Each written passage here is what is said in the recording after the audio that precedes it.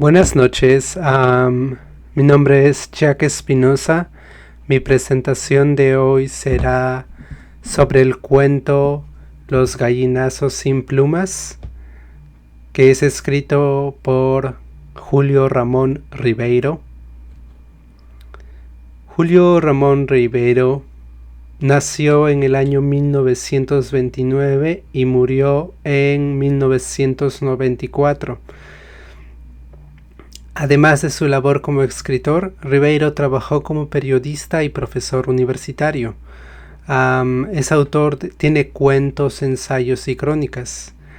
Uno de los datos más interesantes es que es ganador del Premio Rulfo de Literatura Latinoamericana y Caribeña, el cual otorga $100,000 al ganador.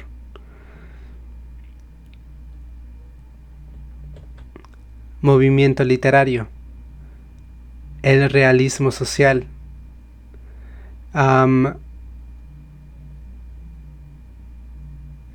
Tuvo lugar en el Perú durante la década de 1950.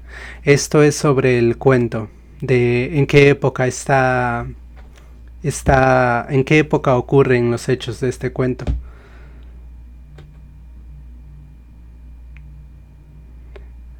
Figuras retóricas. Metáfora. La metáfora se utiliza para comparar los elementos y crear imágenes vividas. En el cuento se emplea la metáfora para referirse a los niños de la calle, comparándolos con los buitres que se alimentan de cadáveres. Esta metáfora resalta la situación de marginalidad y desamparo en la que se encuentran los niños protagonistas.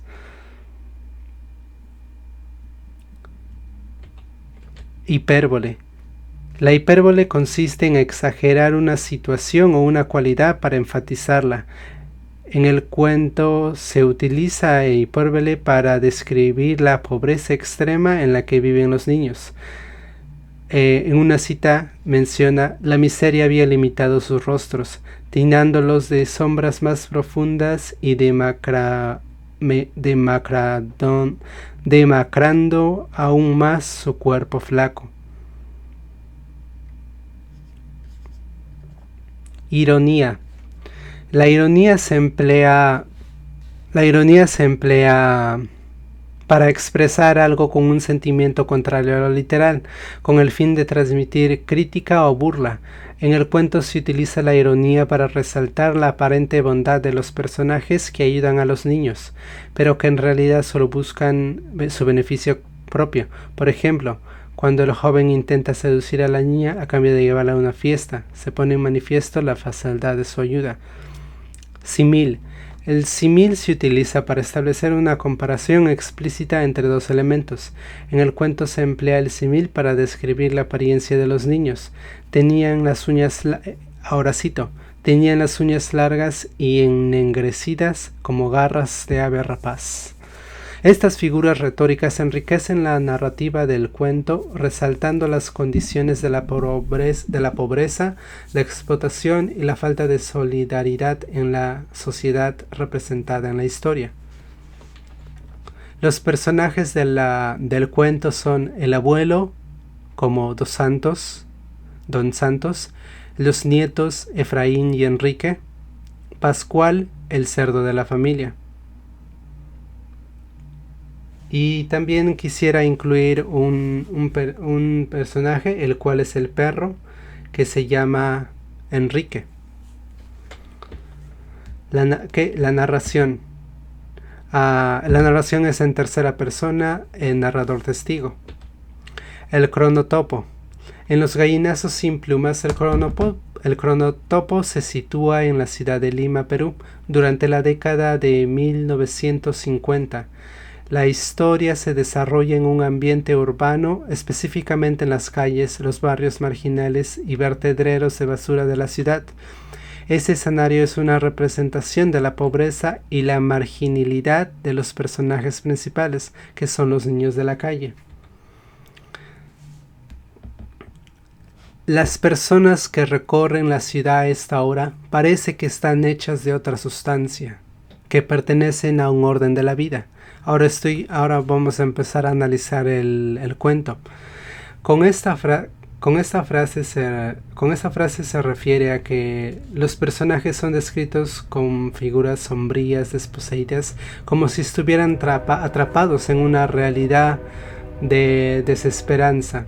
Esta introducción establece el tono y el ambiente del cuento, sumergiendo al lector en un entorno urbano marcado por la pobreza y marginalidad. Cuando se menciona que las personas que recorren esta ciudad a esta hora parece que están hechas de otra sustancia, el autor utiliza una expresión metafórica para transmitir la sensación de extrañeza y distanciamiento que siente el narrador hacia estas personas. Esta descripción puede entenderse como una manera de resaltar la desconexión entre los personajes principales, que son los niños de la calle, y el resto de la sociedad. Además establece un tono y el ambiente del cuento, sumergiendo al lector en un entorno urbano marcado por la pobreza y la marginalidad. A esta hora, el viejo don Santos se pone la pierna de palo y sentándose en el colchón comienza a berrear. A levantarse, Efraín y Enrique, ya es hora. Desde muy temprano el abuelo los manda al basurero a buscar desperdicios para alimentar al cerdo, el cual proclamaron como Pascual. Siendo aún la hora celeste, llega a su dominio una larga calle adornada de casas elegantes que desemboca en el malecón. Esta descripción contrasta con la imagen sombría y desolada presentada anteriormente en el cuento. Al introducir las casas elegantes y el malecón, se plantea una diferencia marcada entre los espacios de prosperidad y opulencia, representados por las casas elegantes, y la realidad marginal y desfavorecida de los personajes principales, los gallinazos sin pluma, que son los dos nietos. Esta oposición entre la riqueza y la pobreza resalta las desigualdades sociales presentes en la narrativa. Hasta los perros han adquirido sus hábitos, sus itinerarios, sabiamente aleccionados por la miseria.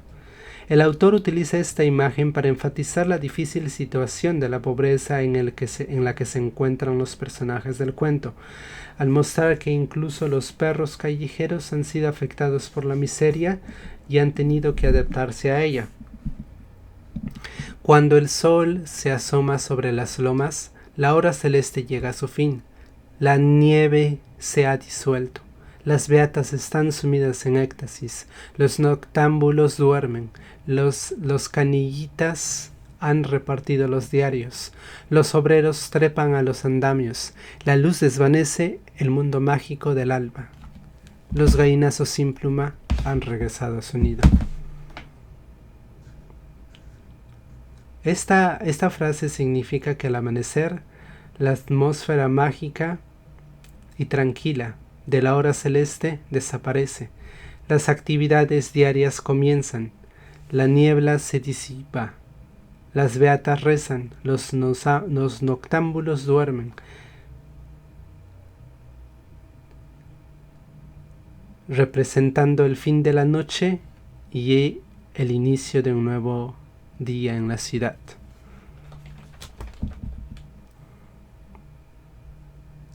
Mi pobre Pascual, hoy te quedarás con hambre por culpa de estos zamarros. Ellos no te engríen como yo. Habrá que zurrarlos para que aprendan. Aquel cerdo cada día comía más. Tanto así que Dos Santos obligó a sus nietos a ir a Muladar, que está al borde del mar. Visto desde el malecón, el Muladar formaba una especie de acantilado oscuro, humeante, donde los gallinazos y los perros se desplegaban como hormigas. Desde lejos los muchachos arrojaban piedras para espantar a sus enemigos. El perro se retiró aullando. A la mañana siguiente, sin embargo, cuando Dos Santos despertó a sus nietos, Efraín no pudo levantar. Tiene una herida en el pie, explicó Enrique. Ayer se cortó con un vidrio. Dos Santos examinó el pie de su nieto. La infección había comenzado. Esas son patrañas. Que se lave el pie en la sequía y que se envuelva con un trapo. Al ver el abuelo a sus nietos enfermos se enfureció. Bien, bien, dijo rascándose la barba rala, y cogiendo a Efraín del pescuezo lo arreó hacia el cuarto. Los enfermos a la cama, a podrirse sobre el colchón, y tú harás toda la tarea de tu hermano. Vete ahorita mismo al muladar. A la mañana siguiente, Enrique amaneció resfriado. El viejo, que lo sintió estornudar en la madrugada, no dijo nada. En el fondo, sin embargo, presentía una catástrofe. Al segundo día fue inevitable. Enrique no se pudo levantar. Había tosido toda la noche y la mañana lo sorprendió temblando, quemado por la fiebre. El abuelo, al ver a sus nietos enfermos, se enfureció y dijo: «Ustedes son basura, son unos pobres gallinazos sin plumas. Los ahí», y se fue en busca de desperdicios para Pascual. Y al final el abuelo fue 2 días para buscar desperdicios pero simplemente no pudo debido a que era lisiado, que tenía una pierna de madera, entonces se le dificultaba a la hora de caminar, y al segundo día se rindió y ya no volvió a buscar basura para darle de comer a Pascual. La última noche llena, nadie pudo dormir. Pascual, el cerdo, lanzaba verdaderos rugidos. Enrique había oído decir que los cerdos, cuando tenían hambre, se volvían locos como los hombres. El abuelo permaneció en vela sin apagar siquiera el farol.